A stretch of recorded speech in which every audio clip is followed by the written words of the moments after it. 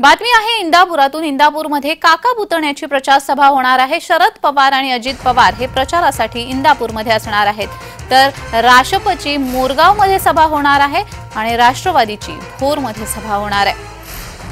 शरद पवार आणि अजित पवार हे प्रचारासाठी इंदापूरमध्ये आज असणार आहेत। राष्ट्रपती मोरगाव इथे सभा घेणार आहे, तर राष्ट्रवादीची भोरमध्ये सभा आयोजित करण्यात आली आहे। त्यामुळे इंदापूरमध्ये काका पुतण्याची तोफ धडाडणार आहे।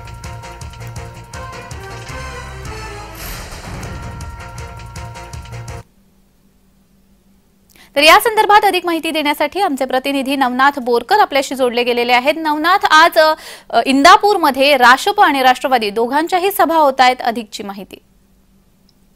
नक्कीच आज तिसऱ्या टप्प्यातील प्रचाराचे रणधुमाळे जे आहे ते 6 वाजता थंडावणार आहे। यामुळे नेत्यांची खरं तर बारामती लोकसभा मतदारसंघामध्ये शरद पवार अजित पवार यांच्यात सभांचा धडाका पाहायला मिळणार आहे।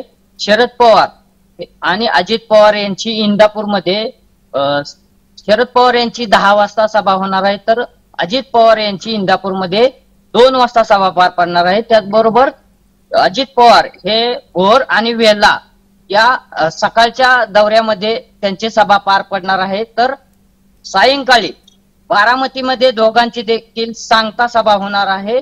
खर तर अजित पवार आणि शरद पवार ज्यावेळेस एकत्र होते त्यावेळेस एकाच ठिकाणी सांगता सभा घ्यायची, मात्र आता राष्ट्रवादी फुटल्यानंतर आता 2 सभा या ठिकाणी होणार आहे। आणि राष्ट्रवादी जे त्यांचं पारंपरिक मैदान जो होतं त्या मैदानावरती आता अजित पवार यांची सांगता सभा होणार आहे, तर शरद पवार यांची सांगता सभा जी आहे ती दुसरीकडे मोरगाव जुन्या मोरगाव रोडला होणार आहे। जी नवनाथ, तसं बघितलं तर बारामती लोकसभा मतदारसंघ हा प्रतिष्ठेचा लोकसभा मतदारसंघ मानला जातो आणि पवार कुटुंब हे आता यावेळी इथे आमने सामने आहे। कशा पद्धतीने शब्दबाण सुटतील? नक्कीच बारामती लोकसभा मतदारसंघ देशात आता चर्चेत आलेला आहे। या बारामती लोकसभा मतदारसंघामध्ये पवार विरुद्ध पवार असा सामना, थेट सामना होणार आहे। यामुळे पवारांकडून बारामती लोकसभा मतदारसंघामध्ये अनेक प्रचाराच्या सभा ज्या आहेत ते घेण्यात आलेल्या आहेत। यामुळे आता या प्रचारामध्ये या सभांमध्ये शरद पवार अजित पवार यांच्याकडून मोठ्या प्रमाणामध्ये एकमेकावरती आरोप प्रत्यारोप केले जाणार आहेत। यामुळे या बारामती लोकसभा मतदारसंघामध्ये आता मतदार नेमकं कोणाला कौल देणार हे पाहणं देखील महत्वाचं ठरणार आहे। अगदीच नवनाथ, आपण मागच्या काही दिवसात पाहिलं तर वैयक्तिक हेवेदावे, वैयक्तिक टीका टिप्पणी देखील झाली होती। आजच्या सभांमध्ये देखील अशाच पद्धतीने टीका टिप्पणी होणार आहे का?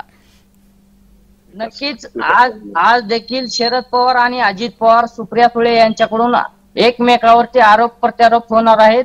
एकीकडे शरद पवार यांच्याकडे अख्खं कुटुंब त्यांच्या बाजूने आहे, तर दुसरीकडे अजित पवार यांच्याकडे फक्त व्यक्तिगत कुटुंब असल्यामुळं यामध्ये आरोप प्रत्यारोप होणं हे साहजिकच आहे। यामुळे आता मतदार नेमकं काय भूमिका घेणार हे पाहणं देखील महत्वाचं ठरणार आहे। जी जी, धन्यवाद नवनाथ, तुम्ही दिलेल्या या सविस्तर माहितीसाठी।